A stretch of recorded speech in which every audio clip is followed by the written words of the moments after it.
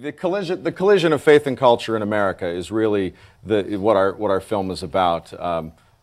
My producing partner Jeff Martin and I would spend a couple hours each morning sitting around and going, wow, when did Christianity become a bad word, or why did those guys say that? Yeah. I mean, they believe what I believe. What are they talking about? Right. And why do they keep getting put on the television? Because now as we go around, we have to explain why the Twin Towers went down, because why?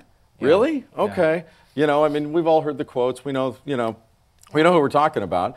And it was interesting how in the media culture, how that representation of our faith started to become what the faith was to lots of people who don't go to church, for lots of people, right, outside the faith. So it sort of appeared as if the gospel of love, the Christ's gospel of love, was really being replaced with the gospel of being right. I want to say it's a lot easier to be right than it is to be generous. Set up this clip for me, Dan.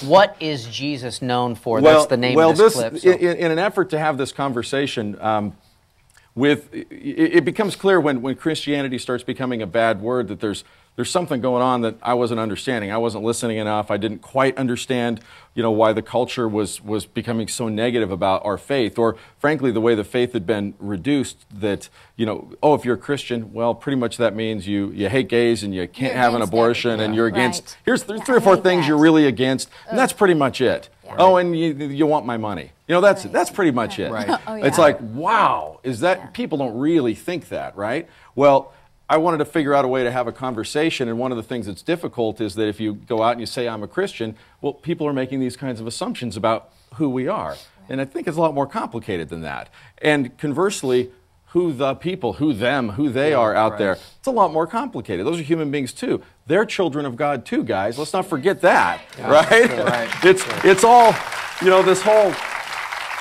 this whole us and them thing is completely wrong. It's we. Right. And we got real comfortable with us and them. So what I did was try to figure out this way to have a conversation.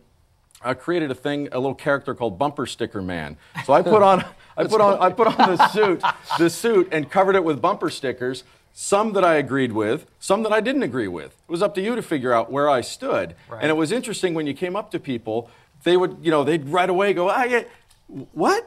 And you could see people sort of short circuit as they look at the suit. And then they go, what are you doing? And they could tell, it was sort of a weird way, but they could tell I was open to have the conversation. So the little clip we were going to have here is, I was curious what people really thought about Christians. And we traveled all over the country, and it's, not scientific, but, we talked to lots of people, and these are some of the comments of how we look to people. What is Jesus known for? This is a clip from Lord Save Us from your followers. Take a peek. I found that most of the people who have a problem with Christians don't have a problem with Jesus. Name something that Jesus Christ is known for. I'd say forgiveness. Forgiveness. Oh, faith, hope, and charity. Saving the world. Christmas. Wearing sandals. Love. Jesus saves. Dying for mankind. He died on the cross for us. Dying for our sins. Dying for our sins. Giving his life up for our sins. Name something Jesus Christ is known for. Healing the sick. Loving the poor. Condemned at the cross, or whatever it is we're supposed to say it. I don't know what it was that he was, but I know he was put up on that cross. Name something that Jesus Christ is known for. A great middle name, H. Jesus is known for walking on water. Turning water into wine. Miracles. Miracles. Magic tricks. I mean miracles. No, I mean magic tricks, yeah. What's your favorite magic trick? The one with the cards, or the goldfish, or the... I'll go with water into wine, my man. That ain't a bad little trick. Save me from me. Save me from me. Save us from your followers. What's interesting about that is, first of all, Dan, Thomas Nelson has published a book. It'll be out it's out March 11th. March 11th. So look for that in Barnes & Noble and all that. So the book of your journey, your journey is chronicled in the book. Same title, Lord, Save Us from Your Followers.